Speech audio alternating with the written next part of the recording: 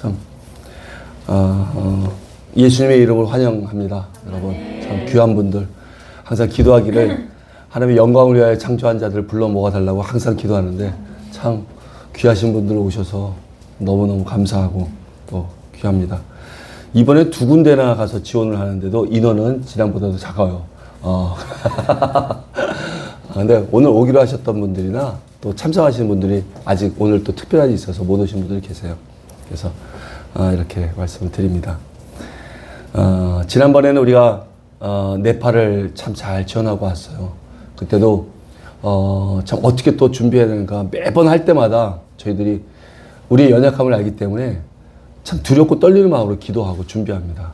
근데 가서 펼칠 때는 우리 하나님께서 너무나 멋지게 이걸 준비한 대로 그대로 하나님께서 펼쳐주셔서 하나님의 은혜만이 나타나게 되더라고요. 너무너무 감사하고 또 우리 귀하신 분들, 또 목사님, 특별히 영적으로 강하신 분들이 더 참석해서 더 아주 은혜가 넘치는 또 선교가 됐던 것 같아요. 이번에는 8차 선교사 지원 사역은 주제 말씀이 하나님의 자녀들 위로하라는 말씀입니다. 주제 말씀입니다. 데살로니가 후서 2장 16절 17절 말씀이에요. 한 절씩 한번 우리가 교독해 봤으면 좋겠습니다. 제가 먼저 읽을게요. 우리 주 예수 그리스도와 우리를 사랑하시고 영원한 위로와 좋은 소망을 은혜로 주신 하나님 우리 아버지께서 너희 마음을 위로하시고 모든 선한 일과 말에 굳건하게 하시기를 원하노라. 아멘. 우리 하나님 아버지께서는 그 귀한 독생자이신 예수님을 우리에게 보내주셨고 우리에게 사랑과 은혜와 위로를 참 많이 부어주셨어요. 우리 이 땅에서 참 그런 복을 많이 누렸습니다. 근데 이 복을 그 선교지에 가서 그들의 마음을 위로해 주시고 또 그들에게 하시는 그분들 하는 그 일과 그 말을 굳건하게 해달라고 하나님 우리에게 부탁하셨습니다. 선교사님들이 지금 마음이 많이 힘들 수 있어요. 어려운 경우가 많습니다. 근데 그들의 마음을 좀 우리가 굳건하게 해드리고 또 그들에게 위로와 또 격려를 드리고 응원해드리고 오면은 그분들 아주 힘을 많이 받을 거예요. 그래서 이것을 우리에게 부탁하셨으니까 우리에게 주신 그 은혜만큼을 그대로 그 이상을 전달해드리고 올 수 있는 그런 사역이 되길 바랍니다. 이번에 우리가 섬기려고 하는 선교사님은 인도네시아에 있는 자카르타에 있는 그 수도에서 하라빠닌다라는 그 이름이 좀 다르죠. 하라빠닌다라는 신학대학교예요. 신학대학교에서 선교 계시는 우리 안태룡 선교사님 4분과 또 필리핀에서 제자훈련, 아이들 제자훈련을 시키고 있는 우리 유영남 선교사님 4분과 또 김종현 선교사님 4분이십니다. 그분들을 우리가 이제 지원하러 가는 거예요, 사역을. 인도네시아 하라빠닌다 그 신학대학교는 정식 4년제 신학대학교입니다. 그래서 그곳에서 사역을 하시면서 많은 목회자들을 양성하셨어요. 그리고 인도네시아는 지금 사람들만 거하는 섬만 6천여 개가 있습니다. 그 섬에서 각자가 오는 거야. 너무 열악하고 힘든 그 환경 가운데서 하나님을 만나고 신학을 배우겠다고 하나님의 목사 종이 되겠다고 해서 오신 사람들이에요. 그분들에게 신학을 가르치고 다시 파송하는데 한 60여 명의 목사를 지금 배출을 했습니다. 그래서 그분들이 그 섬에 가서 교회를 세우고 그 사역을 감당하고 있죠. 이번에 우리가 인도네시아 가서 그 선교사님들을 우리가 지원하고 또 그래서 하나님의 종으로서 준비되고 있는 그 신학생들에게 하나님의 말씀을 굳건하게 하고 믿음을 굳건하게 해주고 그리고 또 하나님의 그 다양한 교회 문화가 있다는 걸 알려주려고 해요. 그냥 단순히 말씀만 전하는 것이 아니라 하나님에게는 이런 아름다운 문화들이 있다. 교회 문화가 있다. 이것을 알려줘서 그 인도네시아에 아름답게 하나님의 문화가 정착될 수 있도록 거기 이슬람이 참 많거든요. 근데 그런 더러운 문화가 아니라 하나님의 온전하고 깨끗한 문화로 그들에게 좀 알려주고자 합니다. 그리고 필리핀에는 여러분도 아시다시피 필리핀은 다 천주교가 많아요. 다 천주교예요. 근데 천주교가 많으니까 예수님은 알아요. 예수님을 안다고 하면서도 그들은 종교로 믿고 있습니다. 예수님을 인격적으로 만나서 제자가 되지 못하고 있어요. 그런데 그런 데에 가서 예수님을 만나게 해주고 어려서부터 그 예수님의 제자가 될 수 있도록 그 아이들을 키우는 그 제자화시키고 있는 선교사님들이 계십니다. 그분들에게 우리가 가서 그 제자들을 우리가 위로해주고 아이들이지만 이 열방에 있는 모든 교회가 한 교회다, 한 형제다라는 걸 알려주려고 합니다. 도전을 주려고 하고 비전을 심어주려고 해요. 그래서 말씀으로 용기를 주고 또 다양한 프로그램으로 통해서 아이들에게 정말 우리가 모든 이들은 한 형제다라는 것을 알려주려고 합니다. 여러분들 모두가 함께 기도해 주셔서 이번 사역이 정말 아름답게 장차 그들이 다 하나님의 사역자들이 될 사람들이에요. 하나님의 일꾼들이 될 사람들입니다. 그래서 정말 그 나라의 귀한 일꾼이 될 수 있도록 여러분 함께 기도해 주시고 또 함께 참여해 주시고 또 응원해 주시기를 부탁드리겠습니다. 우리는 지금 우리의 삶은 이제 선교적인 삶을 살아야 돼요. 그래서 우리가 이 토요 모임을 준비하고 있습니다. 그리고 이 선교사 지원 사역을 준비하고 있어요. 우리가 가서 사역하는 시간은 한 일주일밖에 안 됩니다. 일주일밖에 안 돼요. 그러나 우리가 이 준비하는 시간은 8주 동안을 준비합니다. 2달 동안 준비하죠. 이것은 영적 전쟁이에요. 그렇기 때문에 이것을 그냥 가볍게 우리가 여행 가듯이 가는 것이 아닙니다. 여기서 철저하게 준비하고 말씀으로 무장하고 기도로 준비하지 않으면, 기도로 싸우지 않으면 굉장히 좋은 것처럼 가서 뭐 편하게 할 것 같지만 가서 사역이 엉망진창이 됩니다. 그래서 우리는 이 8주간을 대단히 중요시 여겨요. 일주일 사역하는 것보다 더 중요하게 여깁니다. 그래서 우리가 이것을 철저하게 준비했을 때 지금까지 가서 모든 했던 사역들 단 한 건도 하나님께서 무너진 일 없게 해주셨어요. 지난번도 말씀드렸지만 이번 네팔도 그랬지만 캄보디아 그때 갔을 때 260명이 몰려왔어요. 어린애들만 260명이 몰려왔으면 그 어린애들 그냥 걷지도 못하는 이런 애들 몽골에 갔을 때 80여 명, 100여 명이 모였었는데 그 아이들 한 명만 넘어져가 머리가 깨지거나 다쳐도 그 사역 다 부러집니다. 근데 하나님께서 그 한 명 한 명을 다 지켜주셨어요. 한 명도 다치지 않았습니다. 이것이 여기서 영적 전쟁을 기도했기 때문에 그래요. 기도하고 하나님께 매달렸기 때문에. 그러니까 여러분 꼭 같이 이 일주일간의 이 시간을 좀 동참해 주셔서 만약에 현장에 같이 가지 못한다 할지라도 오셔서 함께 기도해 주셔서 하나님의 사역을 든든하게 해 주시기를 부탁드리겠습니다. 여러분 하나님은 우리에게 부탁하신 것이 있어요. 우리 예수님은 승천하시면서 우리에게 부탁하신 말씀이 있는데 그것은 바로 선교적인 삶을 살라고 말씀하신 것입니다. 가라고 말씀하셨어요. 가라. 가서 복음을 전해라 라고 말씀하셨죠. 그것은 여러분 익숙한 그 문화권에서 벗어나서 다른 문화권으로 가는 것을 말합니다. 익숙한 문화권에서 전도하는 것은 그저 전도예요. 그것은 굉장히 중요하죠. 우리나라에서 전도하는 이 전도하시는 사명을 가신 분들도 대단히 중요하십니다. 그런데 나랑 같은 문화권이 아닌 다른 문화권에 가서 전도하는 것을 선교라고 합니다. 우리는 이 선교사분들, 다른 문화권에 가서 선교하시는 분들을 지원하려고 해요. 최초의 선교사가 바로 예수님이시죠. 그렇죠? 하늘에 있는 그 하늘 문화에서 이 땅의 문화, 이 죄된 이 하늘 땅의 문화로 내려오셔서 복음을 전해주셨습니다. 그리고 생명을 전해주셨어요. 그런 우리 예수님의 그 말씀에 따라서 우리는 이제는 정체된 신앙이 되어서는 안 됩니다.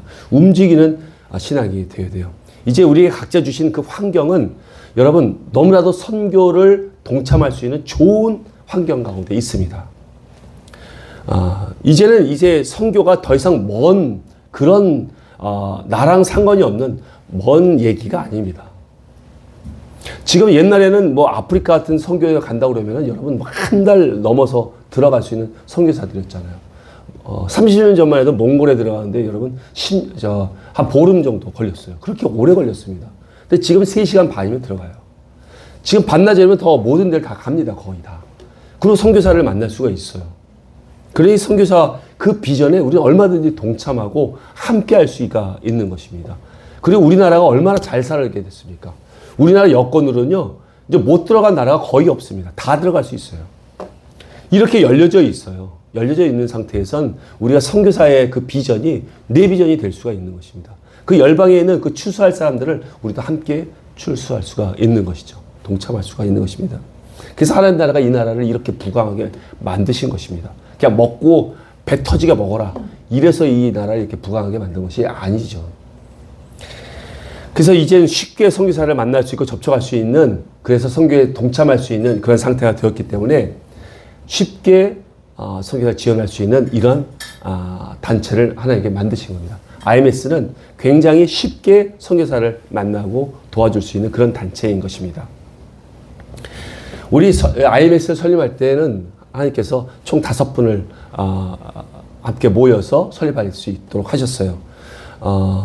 저를 비롯해서 5분인데 모두가 장로교 합동, 또 통합, 또 합동 개혁, 또 순복음, 뭐 이렇게 또 하나님 여러 가지 교단 초교파적으로 모이게 하셨어요. 저도 예수교 합동 측에서 안수집사로 계속 봉사하다가 20여 년부터 저는 선교의 비전을 가지고 선교 훈련을 받고 있다가 뒤늦게 하나님께서 신학을 하게 하시고 그리고 이 선교단체를 세우게 하셨습니다. 저희 단체는 안전해요, 여러분. 그러니까 정말 정통 교단들만 모여서 사역을 하고 있습니다. 그리고 성경 진리를 우리가 떠나지 않습니다. 벗어나는 걸 허용하지 않아요. 여러분 WCC나 뭐 종교 통합이라든가 뭐 동성애 뭐 이런 것들은 우리가 일체 타협의 대상이 아닙니다. 다 배척합니다. 그리고 오직 성경의 진리의 말씀만 가지고 사역하고 있으니까 또 우리를 후원하시는 분들도 대부분 전부 다 정통 교단에서 합동 측에서 뭐 이런 쪽에서 우리를 후원하고 계십니다. 지원하고 계십니다. 그러니까 여러분 안심하시고 우리 IMS와 함께 하셔도 됩니다. 지금도 수많은 선교사들이 파송되고 있어요. 여러 군데에서 또 선교사를 계속 선교단체 뭐 교회에서 선교사를 파송하고 있죠. 그런데 정말 열악하게 아무런 힘이 없이 아직도 지금도 선교사로서 선교를 맡아서 그 일을 감당하고 계신 분들이 계십니다. 자비랑 선교사들도 계세요. 정말 자기의 모든 재산을 다 정리하고 그리고 선교지를 갔습니다. 그리고 거기서 이제 선교를 준비하고 하시는 분들 계세요. 참 너무나도 열악합니다. 후원을 약속을 하죠. 많은 분들이 후원을 약속을 해요. 그래서 자기의 재산을 다 정리해서 그곳에 가서 터를 닦아요. 그런데 가면 바로 사역하는 것이 아닙니다. 언어 연수를 해야 돼요. 1, 2년 하는 것이 아니라 3, 4년을 해야 됩니다. 그 이상을 해야 돼요. 그래야지 설교할 수 있어요. 그 나라 언어로 말씀을 전할 수 있잖아요. 그래서 3, 4년을 그 애써서 선교 그 말씀을 준비합니다. 언어를 준비하고 그리고 관계를 형성을 해요. 그런데 그때쯤 되면 후원이 끊겨요. 자기가 마련한 것도 다 거의 다 씁니다. 왜냐하면 우리가 후원한다고 할 때 뭐 10년, 20년 후원하는 사람들 많지 않잖아요. 한 1년, 2년 하면 자기가 충분히 했다고 생각하고 끊어요. 길게도 3년, 4년 하면 끊습니다. 그러니까 막상 사역하려고 그러면 없어요, 후원이. 그래서 자기도 가지고 왔던 거 다 정리되어 있기 때문에 너무나도 어려워요. 이제 그런 분들이 막상 하려고 그러면 동역자도 별로 없고, 이제 힘도 딸리고 재정도 없습니다. 그런 선교사들이 많아요. 그러니까 그런 선교사들이 거기서 자신의 전문성을 가지고 또 일을 합니다. 그래서 이 복음을 제대로 전하지 못하는 경우가 참 많아요. 그러니까 정말 후원을 잘 받고 계신 분들, 그런 분들은 우리가 그냥 맡겨놓고 충분히 하니까 우리는 뭐 그렇게 우리의 대상이 아니니까 관계가 없어요. 그분들 열심히 하시고 하나님 또 귀하게 사용하시니까. 그러나 많은 선교사분들이 어려움을 겪고 있는 분들이 참 많습니다. 그분들을 우리가 이제는 좀 되돌아봐야 한다. 우리가 그분들을 보살펴야 할 그런 시점이 됐다. 옛날처럼 남의 일이다. 멀다. 선교는 그렇게 볼 때가 아니다. 이제는 너무 가깝다라는 것을 우리가 생각할 수 있는 그런 시점인 것입니다. 그래서 우리 국내 그리스도인들은 이제 전부 힘을 합쳐서 선교사분들을 도와야 합니다. 그래서 우리나라에 지금 있는 이 모든 신앙의 그 풍성함을 그들에게 넘겨주고, 우리 같이 도와주고 함께 할 수 있어야 돼요. 우리나라의 지금 신앙은요, 여러분 굉장히 풍성합니다. 교회도 너무나도 많아요. 어느 곳에 가도 하나님의 말씀을 들을 수가 있습니다. 이런 나라가 어디 있습니까? 어딜 가도 제재가 없어요. 뭐 유튜브를 틀어도 하나님의 말씀이 들리죠. 인터넷 틀어도 말씀 나오죠. 라디오를 틀어도 나오죠. 방송을 틀어도 나옵니다. 지나가다 어디든지 복음을 들을 수가 있어요. 너무나도 풍성합니다. 하나님께서 이렇게 풍성하게 주셨어요. 성경책 하나만 가지고 있어도 아오지 탄각으로 가는 그런 나라가 아니잖아요. 이렇게 풍성한 나라인데 이 풍성함을 그대로 우리가 가지고 있고 여기 국내에서만 머물러 있으면 썩습니다. 골마버려요. 이것을 자꾸 외부로 흘려보내야 돼요. 이것을 우물의 법칙이라고 말합니다. 고대 우물은 이 팠으면은 이 물을 계속 퍼내야 돼요. 나만 먹겠다고 우리가 보호하고 나만 이렇게 지킨다고 해서 이렇게 깨작거리고 있으면 이 물이 썩어버립니다.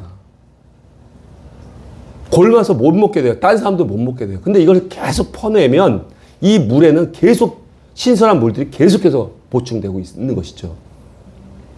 근데 이것을 외부로 자꾸 퍼내지 않고 선교지를 퍼내지 않고 있으니까 이 국내에 있는 교회들이 점점 힘들어지고 골마버리고 있는 그런 현상들이 일어나고 있는 것입니다. 이제 국내에 있는 교회가 여러분 이 그리스도인, 그리스도인이라고 말하지 않겠어요. 기독교인, 그냥 기독교를 가지고 있는 기독교인들의 신뢰도가 얼마나 지금 우리가 땅에 떨어져 있는지 아십니까? 지금 믿지 않는 사람들이 우리 기독교인들을 바라보는 그 시각은 우리 기독교인들의 신뢰도가 그냥 땅에 떨어져 있어요. 그냥 집단 이기주의자로 생각을 하고 있습니다. 참 마음이 너무 아파요. 우리 기독교 그 사회문제연구소에서 조사한 결과에 따르면요. 이 4대 종교, 모든 종교에 우리가 꼴찌입니다. 우리 기독교인의 신뢰도, 믿지 않은 사람들이 기독교인들을 바라보는 그 신뢰도가 몇 프로인 줄 아십니까? 기독교인의 신뢰도가 여러분 8.9%입니다. 8.9%. 100명 중에서 8.9명만 신뢰한다는 거예요. 기독교인을. 불교인이 몇 프로인 줄 아세요? 40%예요. 40%. 불교인이 40%. 천주교인이 36%입니다. 우리가 천주교인의 4분의 1도 안 돼요. 기독교인을 바라보는 시각은요. 그냥 너네들만 생각하는 존재들로 생각해요. 집단 이기주의자들. 우리가 물론 그럴 수밖에 없어요. 왜냐하면 우리는 진리를 가지고 있기 때문에 그래요. 진리가 어떻게 다른 사람하고 이렇게 합칠 수 있습니까? 못하죠. 진리, 오직 구원은 예수님밖에 없어요. 이거는 우리가 타협할 수가 없어요. 구원의 길은 다른 길도 있다. 이렇게 말할 수 없잖아요. 그건 타협의 대상이 아닙니다. 그리고 또 뭐 종교 통합하겠다? 그래, 네 신이나 내 신 우리가 똑같아. 그러니까 같이 그냥 한 사람으로 하자. 한 신으로 하자. 이건 말이 안 되잖아요. 동성애가 어떻게 타협의 대상입니까? 다 타협의 대상이 아니에요. 그런데 문제는 다른 것까지도 타협을 안 한다는 거예요. 다른 것도 주장한다는 거예요. 내 거라고. 내가 옳다고 그러고 우긴다는 거예요. 이 진리를 고수하기 위해서는 다른 것은 내어줄 수 있어야 되잖아요. 얼마든지 내어줄 수 있잖아요. 양보할 수 있잖아요. 내어줄 수 있잖아요. 하나님이 그렇게 하셨잖아요. 모두 다 내줄 수 있잖아요. 근데 이 진리를 고수하고, 그러면 진리를 고수할 때, 우리가 다른 걸 다 내줬을 때, 그럴 때 우리가 바로 지금 만약에 동성애는 죄입니다라고 말했을 때 그 사람들 다 들어요. 저 사람들은 옳은 것만 얘기하는 사람들이니까. 그런데 다른 어떤 이념적인 것, 뭐 정치적인 거에서 그냥 이것도 내가 옳다고 다 우기고 있으니까 이게 우리의 거룩함이 잃어버리게 된 것이죠. 여러분, 1907년에 평양 대부흥이 일어났을 때 그때 기독교인이 이 우리나라에 몇 프로인 줄 아십니까? 1.2%였어요. 1.2%. 12만 명밖에 안 됐습니다. 그런데 기독교인들의 그 신뢰도는 어마어마했습니다. 그냥 예수님을 믿는다 그러면 그냥 신뢰했어요. 저분은 집사님이셔. 이러면 게임 끝났습니다. 저분은 교회 다니는 사람이야. 말아, 그거 함부로 하지 마. 저분은 장로님이셔. 믿지 않는 사람들이 그렇게 했어요. 목사님이라고 하면 아예 뭐 끝났습니다. 그냥 그 앞에서 고개 숙였어요. 존경의 대상이었고. 장로님 뭐 이러면 끝났어요. 그냥 믿음의 대상이었어요. 그들은. 신뢰할 수 있어요. 100% 신뢰했습니다. 그래서 그 영향력이 얼마나 강력했는지 몰라요. 그 1%밖에 안 되는 그 기독교인인데 말이죠. 지금 캄보디아가 1%예요. 복음적. 그 선교 그 복음률이. 근데 이것은 모두가 이 신앙의 이 풍성함을 외부로 흘려보이지 않아서 그런 것입니다. 우리가 그래도 우리나라가 전 세계 2번째로 선교사 많이 보내는 곳 아닙니까? 여러분 그런 거 얘기하지 마세요. 그런 거 얘기할 게 아닙니다. 그냥 우리 안에서 풍성함을 주셨으면 그것만큼을 보내야 되는 거예요. 어디 비교할 필요도 없습니다. 그렇게 비교하다 보면 어떻게 되면 유럽처럼 되는 거예요. 그냥 자멸하게 되는 겁니다. 지금 그렇게 될까봐 두려운 그런 우리나라의 실정이 되었던 것입니다. 이제 우리가 예수님이 오실 날이 얼마 남지 않았어요. 정말 우리가 시대를 보면 알 수 있잖아요. 언제인지는 모르지만 시대를 보면 우리가 분별할 수 있잖아요. 이제 곧 얼마 안 있으면 오실 것 같아요. AI가 발전되는 수준을 보면 엄청납니다. 그냥 급격하게 발전돼요. 우리 인간의 사고를 뛰어넘습니다. 이제 조만간 우리 예수님 오실 것 같아요. 근데 예수님이 오셔서 우리에게 하신 말씀, 너 뭐하고 있었냐?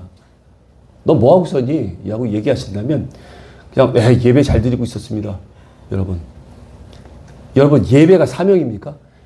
예배는 그리스도에서 당연한 일이에요. 여러분 숨 쉬고 있는 겁니다.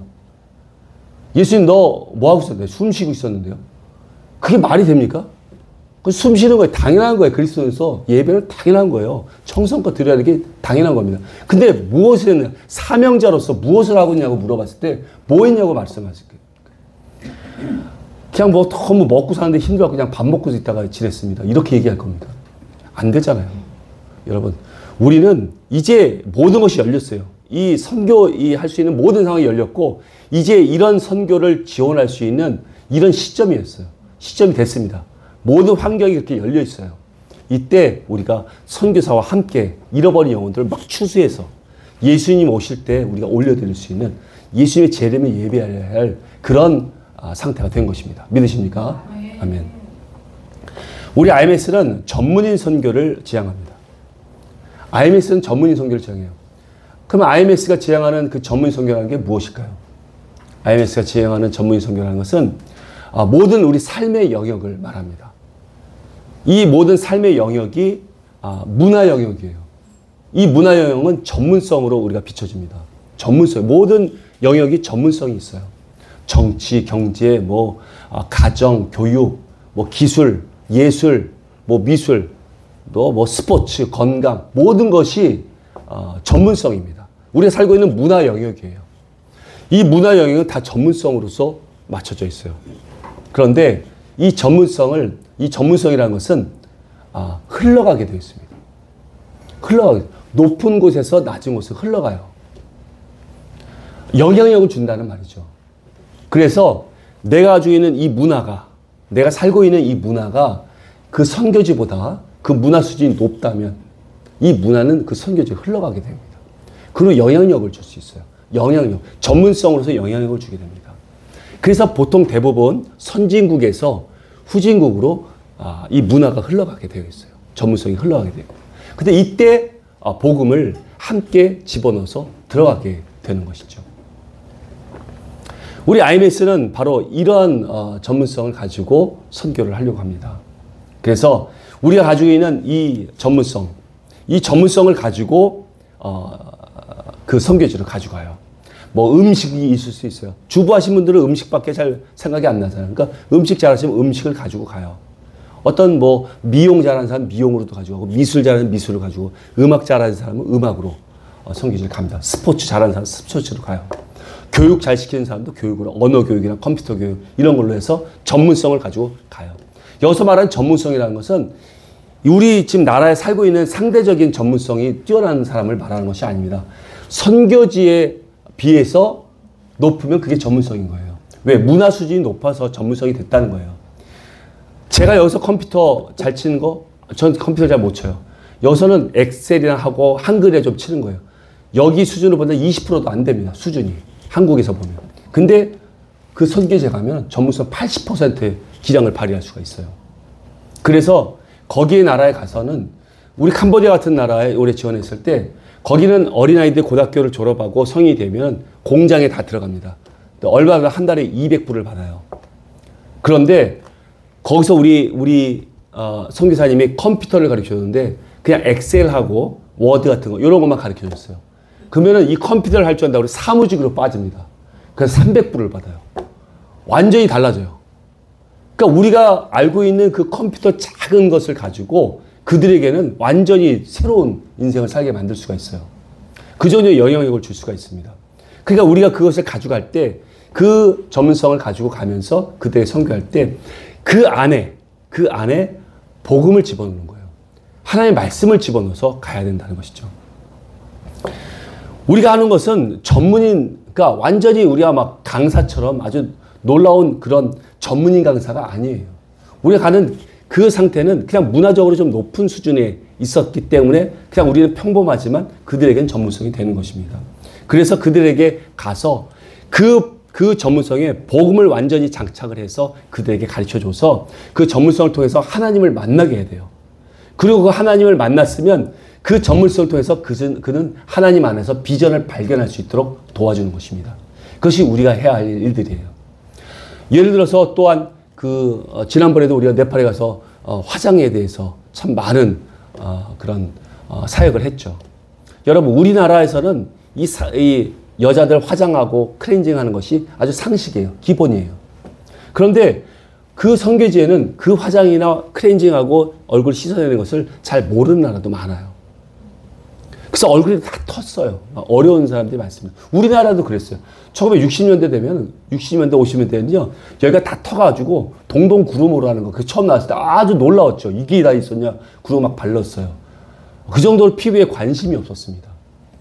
그런데, 그러니까 막 상했죠. 근데 이제 그것을 가지고 가서 그들에게 화장을 하는 법, 그리고 클렌징 하는 방법을 여성들이 가르쳐 줍니다. 그때 거기에 복음을 장착하는 거예요. 그냥 그 전문성만 가르쳐 주는 게 아니에요. 그 전문성을, 그 가운데 이제 복음을 전해주면서 하나님께서 말씀하시기를, 하나님께서는 이 외부의 치장, 아름답게 꾸미는 것을 먼저 하는 것이 아니라 내면의 아름다움을 먼저 가르쳐야 된다. 이걸 갖고 와야 된다라고 가르쳐 주는 것이죠. 그래서 이제 베드로전서 3장 3절 말씀에 이런 말씀 있죠. 제가 읽어볼게요. 너희의 단장은 머리를 꾸미고 금을 차고 아름다운 옷을 입는 외모로 하지 말고 라는 이 말씀을 그들에게 집어넣어 주는 거예요. 그리고 마음을 먼저 갖게 해라. 마음을 아름답게 꾸며라 라고 알려주는 것이죠. 그러면 그들은 이 선교사에게 끝나고 간 이후에 얼굴을 꾸미면서 항상 기억하는 것이, 그래, 마음을 먼저 아름답게 꾸며야 돼. 이것이 마음에 새겨지는 거예요. 성경 말씀이 새겨지게 만드는 거예요. 축구로 사역하는 사람들이 있습니다. 축구로 우리도 축구 선수 출신들이 많아서 축구로 사역하는데, 가서 말씀을 애들에게 축구 기술을 가르칠 때 그때도 같이 복음의 말씀을 전합니다. 그리고 이 축구를 통해서 말씀을 전할 수 있는 것은 뭐예요? 교회의 원리를 가르쳐 줍니다. 함께 연합하고 각자의 포지션은 다 달라요. 포지션은 다 다르지만 각자의 역할에서 기쁨으로 만족하고 최선을 다해서 섬기고 돕습니다. 공동의 목표를 위해서 함께 뛴다는 거죠. 서로가 섬겨주고 서로가 도와줬을 때 승리를 가질 수가 있는 거예요. 난 왜 수비수야? 나도 공격할래. 그리고 그냥 공격수가 뛰어들 수가 없는 거죠. 이 교회에도 마찬가지잖아요. 각자의 역할들이 다 있잖아요. 말씀을 전하는 분이 계시고 케어해 주시는 분이고 섬기는 분들이 계세요. 교사가 있고 그 역할에 다 충실할 때 교회가 단단해지는 것처럼 이 축구의 원리가 그래요. 그리고 감독이 지시하는 것에 따라서 전략을 따라서 움직이잖아요. 이 교회도 교회 머리 대신 예수님에 따라서 우리가 한 몸이 되어서 함께 움직이잖아요. 이 교회의 원리를 가르쳐 줍니다. 그러면 그들은 축구를 배우면서 그 이후에 우리 선교 지원단이 빠져나간 이후에도 그는 축구를 하면서 교회를 생각할 겁니다. 예수님이 통치하시는 그 아름다운 나라를 생각할 거예요. 자기의 포지션에 감사할 수 있고 거기에 열심을 낼 수 있는 것이 그런 것이 교회라는 것을 알게 될 것입니다. 우리가 하는 것이 바로 이런 것들이에요. 이렇게 선교제에는 우리가 선교를 나갈 때는 두 가지를 가지고 나가야 됩니다. 그것은 영성과 전문성이에요. 이 영성과 전문성은 두 바퀴와도 같습니다. 한 바퀴가 크면 앞으로 나가지 못해요. 7바퀴 돌지 그냥 돌지요. 그러니까 영성이 크거나 전문성이 더 커서는 안 돼요. 두 개 똑같이 나가줘야 됩니다. 만약에 여러분 전문성만 강조해서 가르쳐 준다면 지금 그런 데가 너무 많아요. 전문인 선교라고 해서 그것을 잘못 알고 있는 분들은 전문이 그들에게 일할 것을 가르쳐 주겠다. 기술을 가르쳐 주겠다. 그래서 나가시고 선교하신다고 말씀하시는 분 계시는데 전문인을 너무 강조하다 보면 여러분 세상에 다 뺏깁니다. 그 나라 세상에 다 뺏겨요. 그래서 어떻게 하면 돈을 벌겠다. 이렇게 하면 돈 버는구나. 하나님 아니까 돈을 많이 벌겠네. 이렇게 생각하고 거기서 자기 개발에 열중한 자들이 얼마나 많은지 모릅니다. 근데 반대로 영성만 강조해서 나가면 하나님을 알게 돼서 너무 기뻐요. 근데 뭘 해야 될지를 모릅니다. 어떤 비전을 가지고 일해야 될지를 몰라요. 그러니까 세상에 나가서 세상의 방법을 또 배웁니다. 그러니까 우리나라도 그게 마찬가지예요. 우리나라 교회에서 하나님을 가르쳐 줬는데 하나님 안에서 교회에서 전문성의 안에 있는 그 성경적인 원리 원칙들을 다 함께 가르쳐 줘야 되는데 그걸 가르쳐 주지 못하니까 하나님은 알게 되었지만 그 전문성, 우리가 알고 있는 모든 문화 영역들, 정치, 경제, 모든 문화 영역에 하나님의 원리 원칙을 가르쳐 주지 못하니까 밖에 나가서 그걸 배웁니다. 그래서 그 방법대로 살아요. 그러니 교회에 와서 하나님은 이렇게 살지 말라고 그랬어. 그러면은 그 사람들이 얘기를 해요. 야, 넌 아직 세상을 몰라서 이렇게 해야 되는 거야. 이렇게 경영해야 되는 거야. 라고 세상 방법을 얘기합니다. 안 그래요. 성경에는 그 원리 원칙이 다 들어가 있습니다. 그 안에 다 숨겨져 있어요. 얼마나 하나님이 지혜로우신 분인데요. 이것들을 가르쳐 줄 수 있는 그렇게 선교를 해야 하는 것입니다. 우리가 그래서 선교지에 똑같이 우리가 지금 여기 국내에서 하고 있는 그 선교 방법, 전도 방법으로 그들에게 나가서는 안 됩니다. 그들에게는 영성과 전문성을 같이 가져가서 그들에게 올바른 정말 하나님을 만났으면 하나님 안에서 올바른 비전을 가르쳐주고 하나님의 방법으로 우리가 살고 있는 문화 가운데 살 수 있도록 도와줘야 되는 것입니다. 믿으십니까? 아멘. 우리가 전문성을 가지고 그들에게 나가려면 끝이 없어요. 뭐 대학 교수 정도 돼야지 그들 좀 전문성으로 완성된 사람 만들어줄 거 아니에요. 근데 우리는 그게 우리의 목적이 아닙니다. 이 전문성을 가지고 가서 그들은 하나님을 만나게 해줄 것이고 그리고 하나님 안에서 비전을 발견하게 도와주면 그것은 끝입니다. 그 다음부터는 그들이 하나님 아버지를 인격적으로 만날 거 아니에요. 그러면 하나님 아버지께서 그들을 길러주십니다. 우리가 그들을 끝까지 책임지고 그들을 길리려고 한다는 건 그거는 교만이에요, 여러분.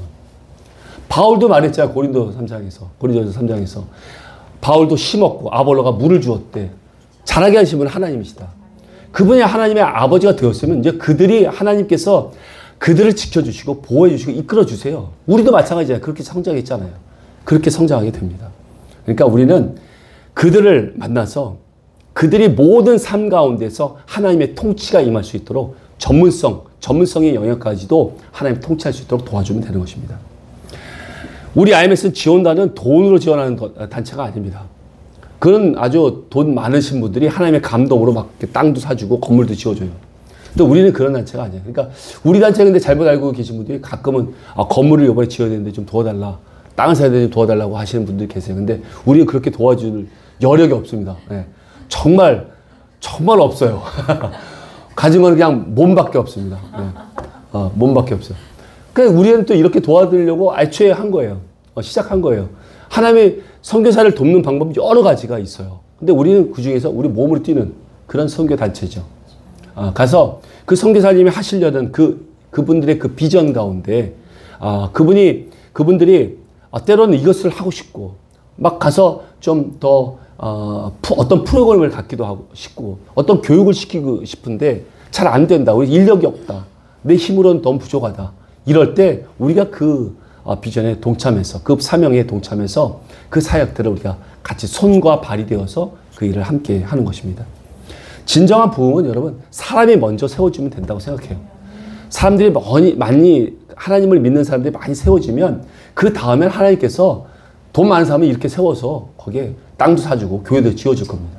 그때는 그때 일이고 우리 먼저 사람을 세우는데 좀 힘을 다하려고 합니다. 그래서 우리는 선교사분들 가서 그분 비전의 말씀에 그 사명의 말씀에 그 말씀 밑으로 들어갑니다. 그래서 그분과 그 사명의 말씀에 우리의 마음이 하나가 되어야 돼요. 그래야지 다투지 않고 사역이 이루어집니다. 모든 것은 사역 말씀이 다르다고 해서 다퉈요. 다투면 헤어집니다. 바울도 다퉜어. 헤어졌어요.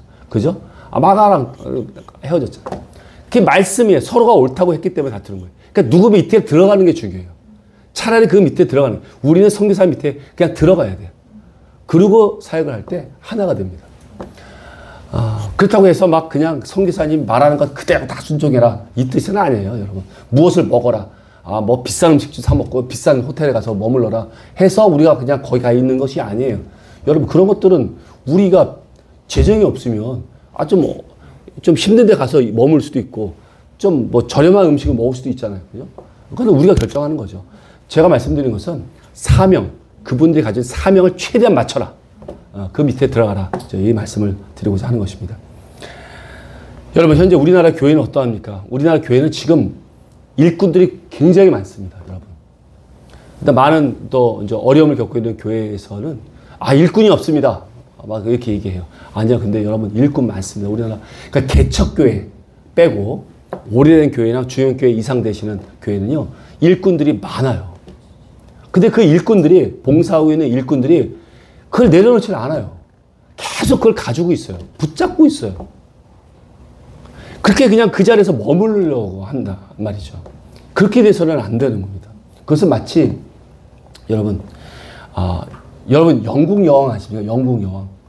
영국 여왕이 96세에 죽었습니다. 돌아가셨다고 말하고 싶지도 않아요. 96세에 죽었어요. 근데 죽기 전까지 왕직을 내려놓지 않았어요. 와, 잔인해. 90세 죽을 때까지 왕직을 내려놓지 않아서 장례식장에 갔는데 찰스 황태자 난 남편인 줄 알았어. 더 늙었어, 어떻게 된 게. 더 늙었는데 그게 아들이야. 그때 왕직을 물려받는 거야. 그럼 뭘 합니까? 최소한 찰스 황태자가 50세 정도 됐을 때 왕직을 물려줘야지 그 사람도 자기 꿈을 펼치고 할 일들을 했을 거 아니에요. 죽을 때까지 왕직을 물려주질 않아요. 이게 골머리, 이게 하나님 방법이 아닙니다. 이렇게. 물려줄 때 물려주고 떠날 때 떠나줘야 되는 거예요. 그래야지 그 차세대가 또 움직일 수 있는 겁니다. 교회에서도 다 성장하신 분들은요, 여러분, 그럼 이제 내려놔야 돼요. 그것은 뭐냐면, 이제 마치 내려놓지 않는 것은 다 큰 처녀가 집에서 시집 안 가고 있는 거예요. 그거와 똑같습니다. 다 컸으면 이제 시집을 가야 돼요. 집에서는 이제 시집을 가야 돼요. 이게 뭐냐면 예수님한테 시집을 가야 된다는 거예요. 예수님을 만나 예수님의 사명자가 돼야 된다는 겁니다. 근데 그거를 안 하고 계속 머물러 있는 거예요. 우리는 교회에 충성하라고 배웠어요. 근데 먼저 이제 다 성장했으면 교회에 충성하는 것을 넘어서 예수님께 먼저 충성할 수 있어야 됩니다. 우리가 교회를 통해서 예수님 믿는 게 아니잖아요. 그죠? 예수님을 믿은 자들의 모임이 공동체자. 이 교회잖아요. 우리가 무슨 천주교입니까? 우리 신부를 통해서 하나 이렇게 죄를 사하고 이렇게 통과해서 나가야 되는 겁니까? 교회를 통해서만 나가는 건 아니잖아요. 근데 이걸 오해하시는 분이 계세요. 교회를 떠나라는 말이 아니에요. 이건 교회 당연히 있어야죠. 교회 우리가 어딜 갑니까? 교회를 떠나면 어딜 가요? 갈 데 없어요. 우리 교회에 있어야 돼요. 다만 그 봉사들, 그가 했던 그 봉사들 이제 내려놓고 하나님의 직접 사명을 받으라는 거예요. 예수님. 성장하신 분들은. 우리가 한번 교사면 죽을 때까지 아주 돌아가실 때까지 교사직을 하려고 그러고 주차봉사 돌아가실 때가 주차봉사 이게 충성이라고 생각하신다니까. 돌아가실 때까지 그걸 하시려고 그래요. 아니에요. 내려놓으셔요. 내려놓으시면 다른 분들 안 해요 하지만 그건 있어서 안 하는 거예요, 여러분. 그분이 빠져서 없으면 그냥 합니다. 그 사람. 그 자리 채워줘요. 신앙이 연약하신 분들이 와서 거기서 봉사를 배우고 충성을 배우고 한편 순종을 배워요. 더 성장해 나가요. 이게 우물의 법칙과 똑같습니다. 계속 퍼내야 되는 거예요. 그래서 교회에는 그 사명자들이 자꾸 생겨내야 돼요. 그래서 예수님 앞에 사명을 받고 막 힘있게 뻗어나가야 돼요. 초대교회 때 여러분 7 집사를 세웠잖아요. 그죠?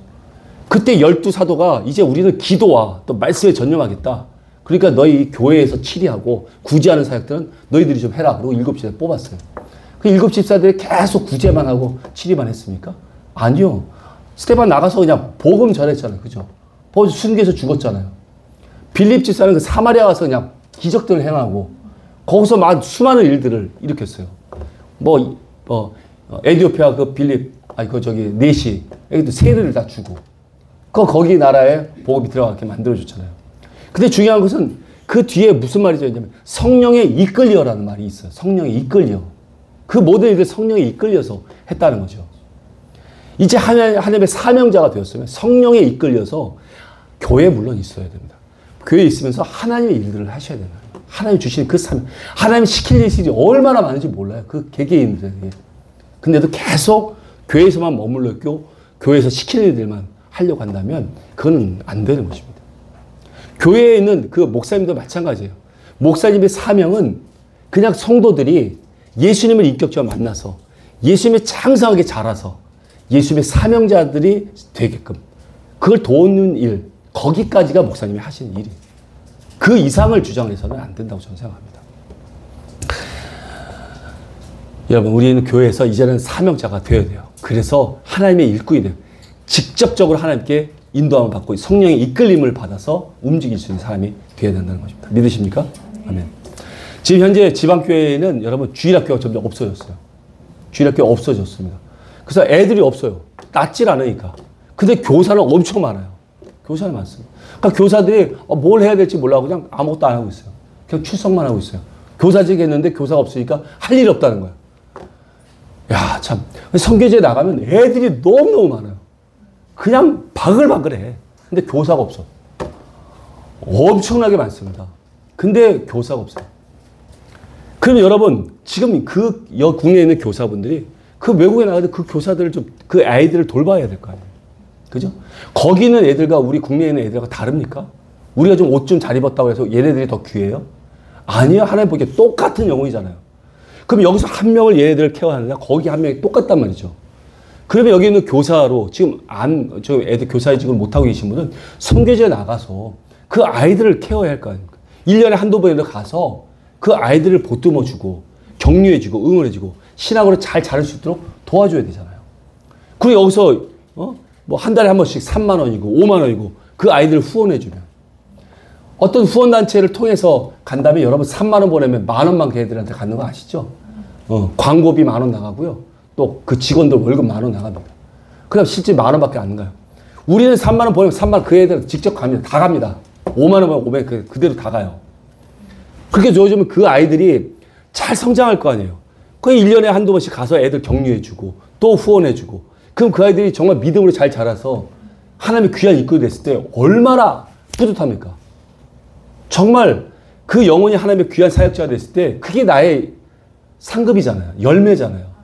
너희들이 내 상급이라고 말했던 것처럼 내 면류관이라고 말한 것처럼 그렇게 말할 수 있잖아요. 이런 귀한 사역이 이제는 열려져 있다니까요. 막 갈 수 있다니까요. 그래서 우리는 나가야 되는 것입니다. 지금 이 사역을 지금 CDP 사역을 캄보디아에서 하고 있어요. 아이들 제자화 훈련시키고 있는 그 사역들 우리 김봉동 선교사님 우리 IMS 위원이신데 그분이 하고 계세요.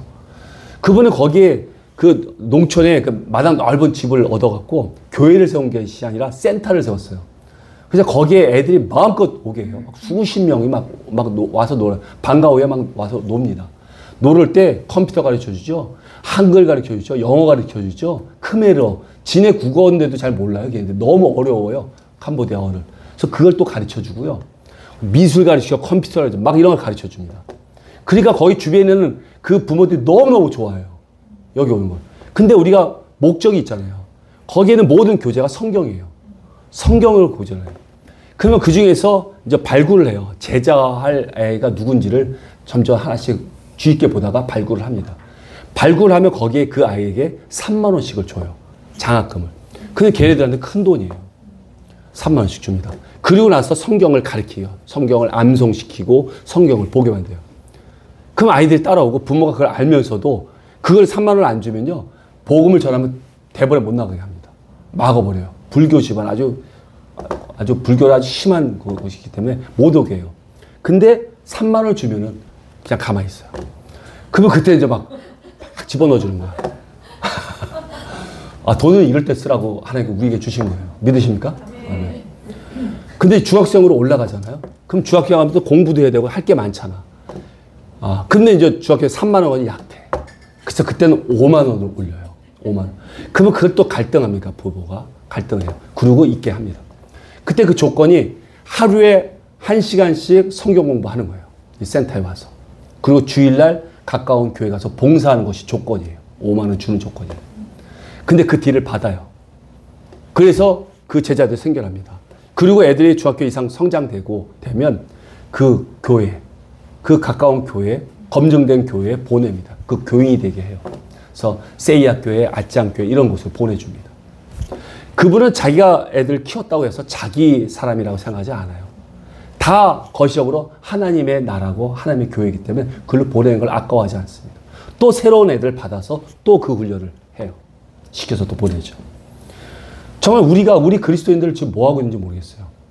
정말 이런 선교사를 좀 힘껏 도우면 정말 많은 아이들이 그게 나올 거예요. 거기에서 이슬람도 그렇게 포교를 합니다. 똑같이 포교를 하는데 걔네들은 어떻게 포교하냐면 걔네들 돈으로 해요. 그 아이들은 그 사람들은 정육점을 차려줍니다. 정육점을 차려요. 그 캄보디아에서. 그래서 도로변에 있는 정육점들 다 이슬람, 무슬림들이에요. 내가 너희들 정육점 차려주고 이 공짜로 다 차려주고 다 물건 대줄 테니까 너 이슬람을 믿어. 무슬림 돼. 그렇게 하면 다 믿어요. 그래서 머리에 히잡 다 써요. 그리고 거기서 무슬림으로서 남아있어요. 돈을 투자 그렇게 해요. 그러니까 거기 이슬람 확산이 얼마나 많이 되는지 몰라요. 지금 캄보디아에. 근데 우리나라 돈 많은 사람들은 지금 뭐 하고 있는지 모르겠어요. 정말. 이 국내에서만 있으면 그 썩는 데니까요. 골문 데니까요. 우리도 움직여야 할 때입니다. 정말 열려서 추수할 때가 너무 많아요. 캄보디아에 그냥 가서 거두면 되는 그런 나라인데도 못 거두고 있어요. 너무 아쉬운 거예요, 정말. 전문인 선교의 유익을 제가 말씀을 드리겠습니다. 전문인 선교의 세 가지의 유익을 말씀을 드리는데, 첫 번째는 전문인 선교는 쉽습니다. 엄청 쉬워요, 여러분. 왜 쉽냐면 자기가 잘하는 걸 가지고 그냥 가서 하는 거기 때문에 쉬워요. 내가 여기서 막 뭘 준비해갖고 막 훈련하고 준비해서 가는 게 아니에요, 여러분. 그때도 말씀드렸지만, 여러분, 그냥 할머니들, 노인분들이 그냥 부채춤을 연습해요. 그래서 막 좀 한 2달, 3달을 그냥 연습을 엄청나게 합니다, 부채춤. 근데 그 할머니들이, 그 몸치들이 그 부채춤 연습해갖고 그 현지에 가갖고 부채춤을 한번 해요. 쩔뚝쩔뚝 하면서. 그게 아름답습니까? 난 그 봐주는 성도들이, 그 현지인들이 너무 고마워. 떠나지 않고 있는 것 자체가 너무 고마운 거예요. 아니, 이걸 왜 봐요? 이거 보러, 이거 왜 와는지, 그걸 왜 준비하는지 몰라. 그러니까 잘하는 걸 가지고 해야 되는 거예요. 잘하는 거. 그러니까 음식 잘하는 건 음식 가서 음식 하시면 되고요. 그냥 컴퓨터에, 그게 국내에는 수준에서 잘하는 걸 비교하지 마시라니까. 선교지보다 잘하면 잘하는 거예요. 그러면 무엇이든지 가져와서 할 수가 있는 거예요.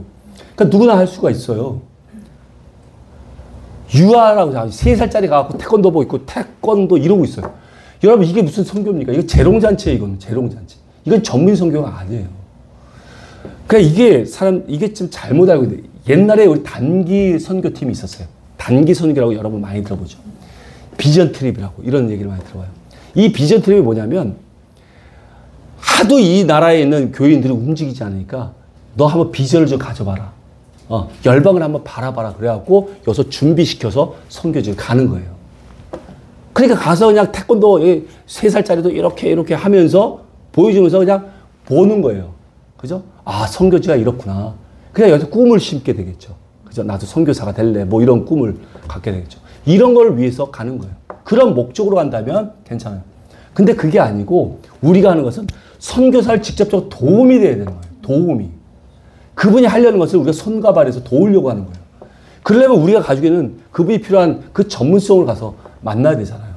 그죠? 그렇지 않아요. 이것도 우리 선교사님들은 잘 몰라. 그래서 우리가 간다고 하면 단기 선교팀인 줄 알아. 그래서 그럼 어떻게 사람을 좀 몇 명이나 동원해 드릴까요? 아니, 무슨 동원을 해달래요. 우리가 무슨 공연자예요? 동원을 해드리겠대. 주변에 사람들을 모아주겠대. 아니, 선교를 하실 목적, 그러니까 전도를 하실 목적이라면 그렇게 하십시오. 우리가 같이 도와드릴게요. 근데 그것이 아니고 그냥 오라는 거라고 하지 마세요. 필리핀 같은 데는 여러분, 가서 공연한다고 그러면 애들 확 와요. 그냥 수백 명씩 와요, 그냥. 왜? 공연이라고 생각하니까. 그러고 그냥 슉 선물 받고 빠져나가요. 끝이에요, 그거. 다시 오질 않습니다. 그러니까 이런 공연들, 이런 것을 하다 보니까 그냥 여기서 부채춤이라도 연습해서 가면 된다. 그냥 우리가 공연할게. 그럼 자리 깔아드리겠다. 어떤 자리를 마련해 드릴까요? 이렇게 생각을 하시더라고요. 그래서 아닙니다, 선교사님. 선교사님이 하실 일을 말씀해 주세요. 뭘 하고 싶은지를 말씀해 주세요. 그걸 우리가 도와드리러 가는 겁니다. 계획을 세우세요. 어떤 걸 하고 싶은지 먼저 구체적으로 세우세요. 그러면 우리가 가서 준비하고 돕겠습니다. 라고 얘기를 하죠. 우리가 하는 일은 이런 거예요. 전문성을 가지고 여기 가서 피아노 잘 치시는 분 있으면 가서 피아노만 아이들에게 가르쳐주는 어마어마한 힘이 됩니다. 그래서 우리는 누구나 할 수 있다. 아주 쉽다. 전문인 선교는. 두 번째는 현지인들에게 선교의 꿈을 심어줍니다. 우리가 가서 선교할 때 도와주는 그 스태프들이, 현지인 스태프들이 있어요. 그 스태프들이요, 그냥 거기서 머무르는 사람이 하나도 없어요. 그 아이들은 비전이, 선교의 비전을 갖게 되고요. 열방을 향한 눈이 넓어집니다. 엄청 넓어져요. 하나님의 마음을 품어요. 우리가 가서 몽골에서 사역했던, 여기 계신 분들 많이 계시지만, 사역했던 그분들, 그 몽골에서 전부 다 목사가 되고요. 선교사 되고요. 목사 사모님 되고, 우리 국내 와서 사모님 되시고, 전부 다 그래요. 벌써 비전이 달라요. 깨어있어요. 국제적으로 봅니다.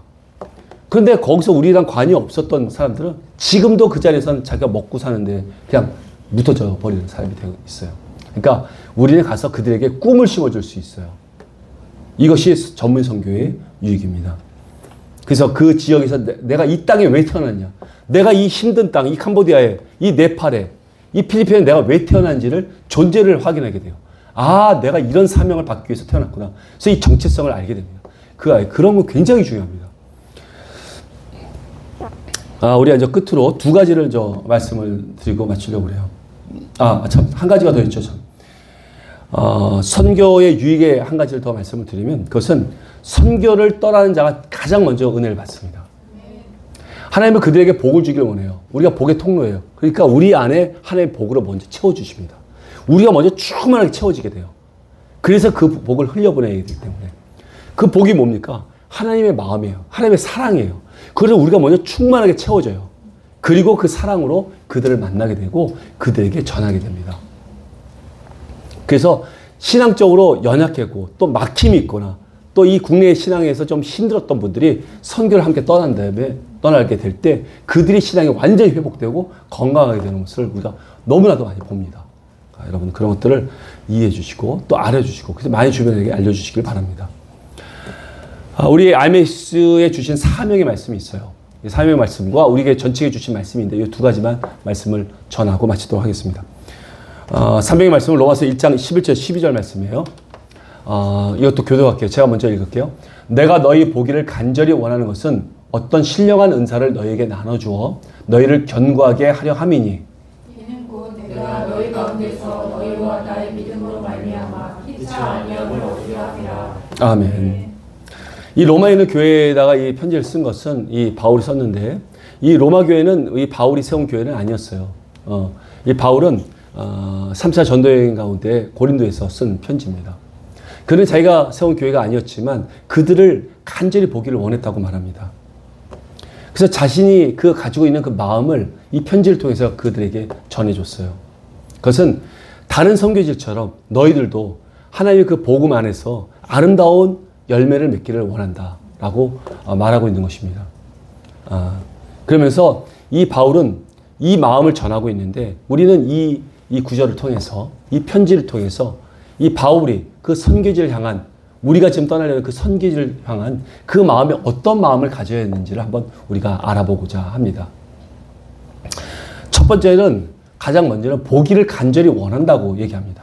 여러분 주님의 사랑으로 사랑하게 되면 간절히 보기를 원하게 돼요.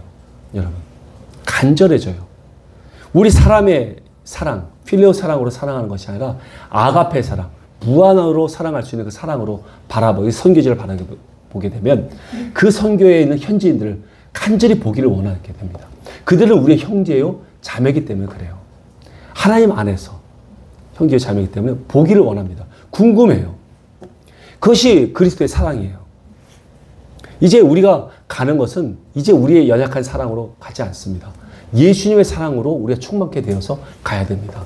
여러분 예수님의 사랑으로 선교지를 함께 가는 우리가 되기를 바랍니다. 아멘. 두 번째 신령한 은사를 나눠준다고 말합니다. 우리에게 수많은 은사들이 있어요. 섬기는 은사, 병 고침의 은사, 또 예언의 은사, 여러 가지 은사들이 많이 있죠. 근데 사랑의 은사가 있으면 됩니다. 사랑의 은사가 있으면 우리는 그곳에 갈 수 있어요. 이 사랑의 은사가 가장 중요하잖아요. 그죠? 이 사랑의 은사를 가지고 우리는 이제 그 선교지에 가는데 여러분, 난 은사가 없어요. 은사가 받은 게 하나도 없어요. 그렇게 말하시는 분들도 계세요. 여러분, 그러면 그냥 선교사 옆에 앉아있기만 하면 됩니다. 옆에 앉아있기만 해도 돼요. 현지인들 안아주기만 해도 돼요. 우리 여기 그 전에 정경성 목사님하고 또 김원영 선교사님하고 두 분이 러시아에 아직 이름도 모르겠어요. 너무 깊은 곳에 가셔갖고 멀리 있는 곳에 갔어요. 리서치상 갔어요. 근데 거기는 선교사님이 자기가 여기 20년 동안 오는데 한국 사람 처음 왔대요. 20년 동안. 그러면서 그 자체로 은혜를 받더라고. 위로를 받고 격려를 받았어요. 같이 밥 먹고 얘기 나누는 그 자체로 그분들 격려를 받았습니다. 우리가 마찬가지예요. 우리도 아무 은사 없어? 그러면 그냥 선교사님 옆에 계세요. 같이 식사하고 그냥 얘기만 들어줘도 그분들은 위로를 받습니다. 그리고 안아주기만 해도. 우리가 가지고 있는 작은 은사를 가지고 그들에게 나눠주면 그 은사는 그들에게 풍성함으로 펼쳐집니다. 그래서 그들이 그 전문성으로 그들을 풍성하게 해주고 그들을 견고하게 만들어줄 수가 있어요. 이 은사들을 그들에게 나눠주는 것. 이것이 우리의 또 이 선교지에 나가는 이유이기도 합니다. 세 번째는 그들의 신앙을 견고하게 만든다고 말합니다. 이 은사를 통해서 그 현지인들의 신앙을 우리는 견고하게 만들어줄 수 있습니다. 잘 자라도록 도와줄 수 있어요. 그들의 모든 문화 가운데 하나님 앞에 정말 올바르게 설 수 있도록 도와줄 수 있습니다. 그 전문성이 모든 문화를 말하고 있다고 말씀드렸잖아요. 모든 영역이에요. 그 모든 영역에 하나님, 모든 그들의 삶 가운데서 하나님의 통치를 받을 수 있도록 도와줄 수 있습니다. 그래서 그들의 신앙이 그냥 주일만 견고한 것이 아니라 모든 삶 자체가 견고하게 하나님께 여쭙고 순종할 수 있는 그런 든든한 신앙이 될 수 있도록 도와줄 수 있는 것입니다. 끝으로 네 번째는 믿음으로 서로가 피차 안위함을 만든다라고 말합니다. 여러분, 이것은 그들만 위로받는 것이 아니에요. 여러분, 우리 전체 지체 가운데서 연약한 지체가 있고 강한 곳이 있죠. 그러면 연약한 이 아픈 손을 내가 오른손으로 주무려 줄 수 있어요. 왼쪽이 아프면. 그러면 이 왼쪽만 시원한 게 아니라 우리 몸 전체가 시원한 거잖아요. 내가 시원한 거잖아요. 그죠? 그러니까 그 열악한 환경 가운데서 우리가 도우러 갔을 때 그들만 은혜를 받는 것이 아닙니다. 우리도 함께 은혜를 받는 거예요. 함께 기뻐하고 함께 즐거워하는 예수님 안에서. 이것이 12절 말하는 피차 안위함을 얻는다는 말입니다. 우리 IMS는 이 사명의 말씀을 따라서 우리가 가지고 있는 작은 은사들을 가지고 가서 그들에게 그 은사를 나눠주고 섬김으로써 그들의 믿음을 견고하게 세워주고 또 피차 함께 은혜를 받는 그런 시간들을 가질 겁니다. 그래서 주님의 뜻을 이루는 그런 지원 사역이 될 것입니다. 끝으로 우리 IMS에 사역하는 모든 우리 동참자들에게 주시는 말씀이 있습니다. 사역하는 모든 분들에게 주시는 하나님의 말씀이에요. 함께 이렇게 제가 한 절을 이렇게 이거 교독을 하겠습니다. 너희의 모든 남자는 매년 3번씩 주 여호와 이스라엘의 하나님 앞에 보일지라. 이방 나라들 내 앞에 쫓아내고 내 지경을 넓히리니 내가 매년 3번씩 여호와 내 하나님을 벼려볼 때 아무도 내 땅을 탐내지 못하리라. 아멘. 여러분, 하나님께서 이스라엘 백성들에게 매년 3번씩 이 절기를 지키라고 말씀하십니다. 그것은 6월절이고 그 다음에 오순절이고 초막절이에요. 이 3대 절기를 매년 지키라고 말씀하세요. 근데 이 이스라엘 백성들이 이것을 지키려고 집에서 떠나서 그 제단에 나갔을 때 그때 그 땅들, 자기가 거하고 있던 그 집들을 그 땅들을 지켜주겠다는 거예요. 너희 지경들을 지켜주겠다. 보호해주겠다. 그 원수들이 쳐들어오지 못하도록 막아주겠다. 쫓아내주겠다. 그리고 오히려 그 지경을 넓혀주겠다고 약속하십니다. 여러분이 가지고 있는 그 직장에서, 사업장에서, 또 학교에서, 또 가정에서 정말 하나님을 이 약속의 말씀은 1년에 한 2번씩이라도 나가서 하나님의 일을 하려고 할 때 가지고 있는 그 지경을 넓혀주겠다. 보호해주겠다. 라고 하나님이 약속하시는 겁니다. 여러분, 우리가 선교하는 이 선교는 한 번 나갈 때 7일 동안, 일주일 동안 해요. 그러니까 1년에 2번 나가는데 14일입니다. 그래서 365일 중에서 14일이에요. 여러분. 많습니까? 예. 5%도 안 됩니다. 예. 예. 정말 적은 날이에요. 정말. 50단위로 끊었을 때 15일, 그 짜투리도 안 됩니다, 여러분. 그 안 되는 거 14일. 근데도 이걸 고민해요. 갈까 말까, 이거 고민합니다. 여러분, 그러지 마십시오. 이것을 최우선으로 먼저 생각하세요. 3번씩 너희 하나님께서 말씀하신 대로 그냥 3번씩 와서 봐라. 나를 뵈러 와라. 라고 말씀하신 것처럼 그냥 움직이자고요. 이것을 가장 먼저 우선순위로 계획을 짜놓으세요. 그럼 모든 걸 여기에 맞춰 나가는 거예요. 모든 계획을. 그럴 때 너희는 먼저 그의 나라와 의를 구하라 하신 그 말씀을 이루는 겁니다. 아멘. 네. 그래서 우리는 이제 더 이상 선교는 먼 나라가 아니다. 먼 나라의 일이 아니다. 그리고 힘들게 들어가는 그런 곳이 아니다. 딴 사람 얘기가 아니다. 이제는 우리 가깝게 3시간, 요번에 필리핀 가는 것도 3시간이면 갑니다, 여러분. 가까운 곳에 가갖고 얼마든지 도와주고 내가 빠져옴으로 해서 그 선교를 돕고 힘있게 함께 이 사역을 같이 할 수 있어요. 이 하나님께서는 이것을 정말 선지자 이름으로 물 한 잔 줬을 때 그 선지자의 상급을 일치한다고 말씀하신 것처럼 우리가 하는 이거를 철저히 하나님께서 우리에게 주십니다. 기억하고 계셔서 나눠주세요. 기쁘게 받아주세요. 여러분이 스스로 하는 것 같지만 아니에요, 여러분. 하나님께 여러분을 인도하셨고 그 상급을 주시려고 여러분 부르신 거예요. 믿으십니까? 아멘. 여러분 이제 이런 이 선교 전략 쉽게 할 수 있는 이 선교 전략에 여러분 다 동참하셔서 함께 하시길 바랍니다. 8주간 진행되는 이 헬퍼 토요 모임에 여러분 다 참여해 주세요. 그리고 이 토요임을 통해서 하나님의 마음을 발견하시고 충만하게 채우시길 바랍니다. 가장 중요한 것은 뭐냐면요. 여러분 선교하는데 가장 중요한 것은 우리의 마음의 각오와 태도입니다. 우리 마음의 각오와 태도가 가장 중요해요. 그래서 토요일에 빠지지 마시고 꼭 참여하셔서 함께 기도하시고 말씀으로 무장하시고 영적으로 싸우고 준비해서 정말 이 선교지에 정말 하나님이 계획하셨던 그 모든 것을 마음껏 펼쳐서 하나님께서 마음이 후련하시고 기뻐하시는 것을 우리 함께 누리면서 기뻐할 수 있는 저희 모두가 되시기를 예수님의 이름으로 축원드립니다. 아멘. 기도하시겠습니다.